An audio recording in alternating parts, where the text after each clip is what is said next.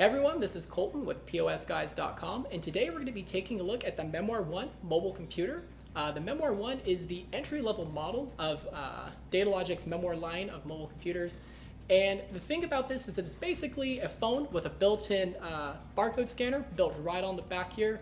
So if you're looking for something, you could use both a phone and a scanner all in one, this is definitely a solution that you might want to consider. I think that the Memor1 is very competitively priced compared to a lot of the other mobile computers in the market. It comes in either a non-handled or handled version. We have here the non-handled version. The handled version will look something like this. This is the Joya, so it's not the Datalogic Memor, but they look pretty similar. The main difference here is that the handled version is going to have a little button here at the bottom that you can use to trigger the scanner, while with the Memor1, you have a little button right here. So that's the main difference between those two. So the Memor1 is going to ship with Android 8.1 and a 1.1 gigahertz processor and 2 gigabytes of RAM, which is pretty standard for other comparative models of different scanners on the market. The Memor10 and the Memor20, so the next versions up of this scanner, have slightly stronger specs. They'll have a little stronger processor, a little more RAM, and a little bit of a slimmer design than this, but otherwise they're really similar in a lot of ways.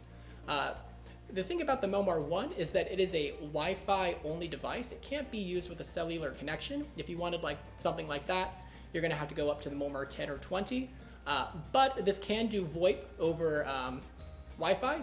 So if you're looking for something to where your employees could call and communicate to each other across the warehouse, this would be able to do that. One of the big unique selling points of the Memor1 is actually the fact that it can do wireless charging, and that's not something that you see with some of the other scanners on the market.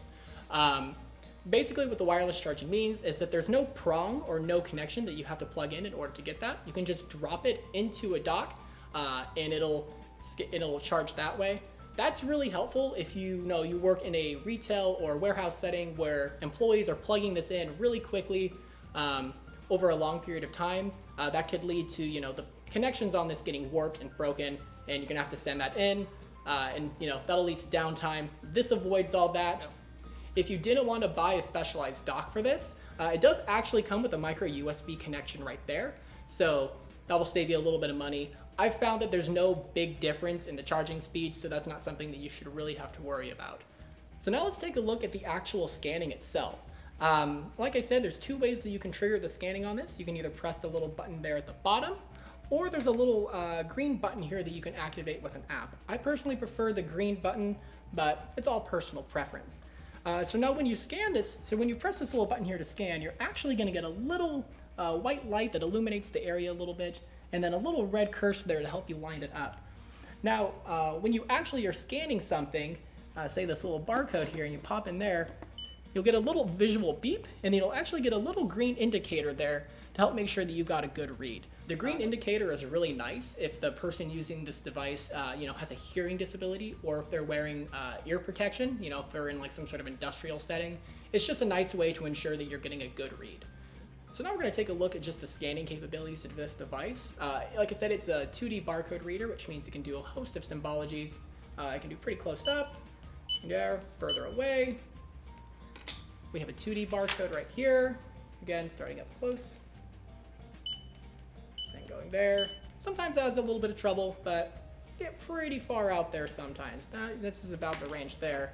And then it can also do QR codes as well.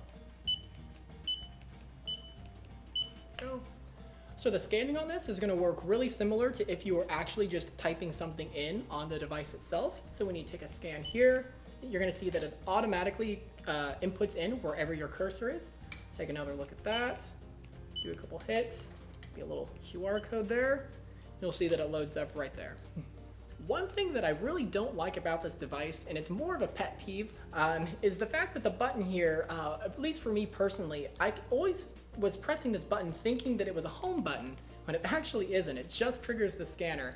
If you were someone who uses an iPhone as your regular phone, or if you've used an iPhone for a long period of time, you'll find that you are probably going to instinctually go down and press that. I use an Android myself, and even I was doing it. So that's just one little pet peeve, but that's just a small thing, really.